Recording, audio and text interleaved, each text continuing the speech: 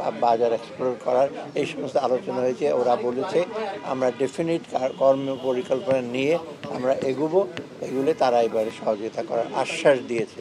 Sir, আমরা আজকে US প্রতিনিধিদের সাথে আলাপ করেছি। আমাদের আলাপের মূল বিষয়বস্তু হলো ওদের ট্রেজারি ডিপার্টমেন্টের সাথে আর USAID, বিশেষ করে আর্থিক সংস্কার এবং আর্থিক খাতে যেগুলি সহযোগিতা এগুলো দরকার সেটা। আর দ্বিতীয়ত বাণিজ্যের ক্ষেত্রে বাণিজ্যে আমরা এক্সপোর্ট ডাইভার্সিফিকেশন এবং এক্সপোর্ট বা আমাদের বাণিজ্যের ব্যাপারে অন্যান্য কারিগরি সহায়তা বা বাজার এক্সপ্লোর করার এই সমস্ত আলোচনা হয়েছে। ওরা বলেছে আমরা ডেফিনিট কর্ম পরিকল্পনা নিয়ে আমরা এগুলে তারা এবারে সহযোগিতা করার আশ্বাস দিয়েছে।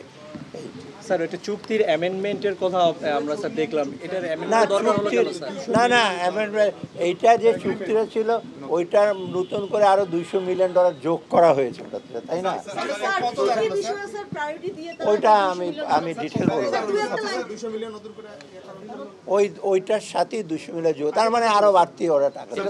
কোন অর্থ বছর এটা এই চলতি অর্থ বছরে পাচ্ছি স্যার স্যার 200 মিলিয়ন পাচার হয়ে যাওয়া অর্থ ফেরত আনতে কি আমরা তাদের কোনো ট্রেজারারি স্পেশাল সহযোগিতা চাই? এইগুলি সব আলাপ হয়েছে, আমরা পরে এগুলোদের সাথে আরো ডিটেল আলাপ সব আলাপ।